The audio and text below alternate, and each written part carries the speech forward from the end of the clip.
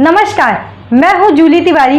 Daily news में आप सभी का स्वागत है। तो चलिए नजर डालते हैं आज के कुछ मुख्य समाचारों पर। साजिश नाकाम, चारों को मिली जमानत, झूठ की सच्चाई उजागर। अंबरनाथ में पिछले कुछ दिनों से जो अफवाहें उड़ रही थी वह अब पूरी तरह से बेबुनियाद साबित हो चुकी है। माजी नगर सेवक लेनिन मुक्कू ने खुलासा किया है कि उन्हें फंसाने की गहरी साजिश रची गई थी। मुक्कू का कहना है कि उन्हें इस साजिश की कोई जानकारी नहीं थी और पुलिस स्टेशन में दाखिल किए गए सबूतों और सीसीटीवी फुटेज ने सच्चाई को उजागर कर दिया।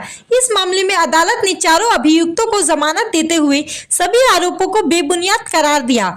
विकास हेमराज सोमेश्वर ने भी इस मामले पर अपनी प्रतिक्रिया देते हुए कहा कि पिछले 10-12 दिनों से अंबरनाथ में यह अफवाह फैली थी कि हमने किसी को मारा या किसी का हाथ पैर तोड़ा है, लेकिन मैं स्पष्ट कर देना चाहता हूं कि यह सब झूठ है और सच्चाई अब सामने आ चुकी है।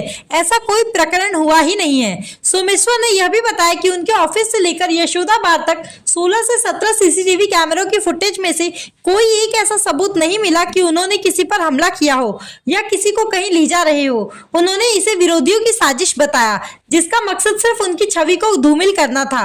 उन्होंने स्पष्ट किया कि हमने ऐसा कोई काम नहीं किया है और यह सब हमारे खिलाफ की गई एक साजिश है।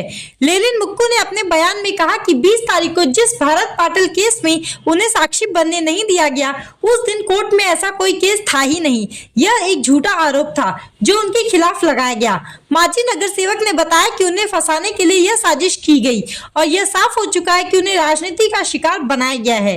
इस मामले को लेकर लेनिन मुक्कू और विकास हेमराज सोमेश्वर ने पत्रकारों को बताया कि यह साजिश उनके विरोधियों द्वारा रची गई थी ताकि उनकी छवि को नुकसान पहुंचाया जा सके। नमस्कार, मैं विकास हेमराज सोमेश्वर। पिछले 10-12 दिन से अंबरनाथ शहर में ऐसा अफवाह का बाजार गर्म था कि हमने किसी को मारा है या किसी का हाथ पैर तोड़ा है। तो ऐसा आप सभी से मैं आपको कहना चाहता हूँ कि ऐसा कुछ भी प्रकार अंबरनाथ शहर में हुआ नहीं है और उसके अगेंस्ट में हम लोग कोर्ट में गए थे। तो आज 3 तारीख को माननीय न्यायालय ने, कल्याण कोर्ट ने हमको इसमें जमानत दे दी है और ये जो भी हम पे आरोप लगाया गया था ये पूरी तरह से बेबुनियाद है।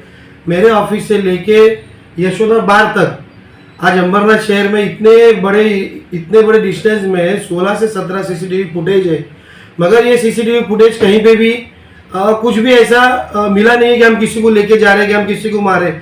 मिलेगा ही कहाँ से? हमने ऐसा कुछ प्रकार किया ही नहीं था। ये सब विरोधियों की साजिश थी कि हमको इसमें से किसी भी तरीके से इसमें को फंसाना।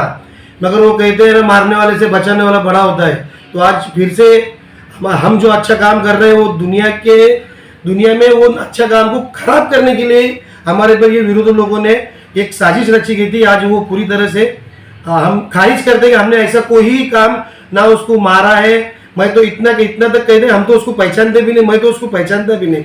और जिस वक्त ये वारदात हुई थी तो उनका ऐसा कहने का यशोदा बार के पास हुआ था और ऑर्डिनेंस फैक्ट्री में जाके, ऑर्डिनेंस ग्राउंड में जाके इनको मारा हुआ था।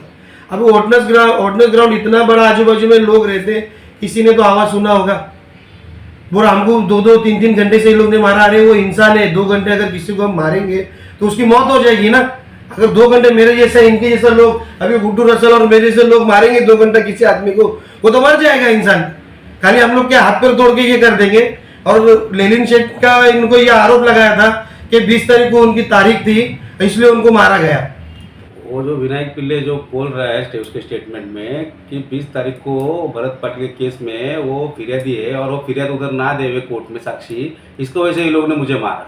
जबकि 20 तारीख को भरत पाटिल के केस का कोई भी तारीख कोर्ट में था ही नहीं और वो झूठा हमारे ऊपर वो आरोप लगा रहे हैं।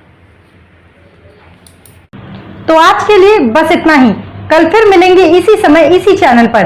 तब तक के लिए मुझे दीजिए इजाजत। धन्यवाद।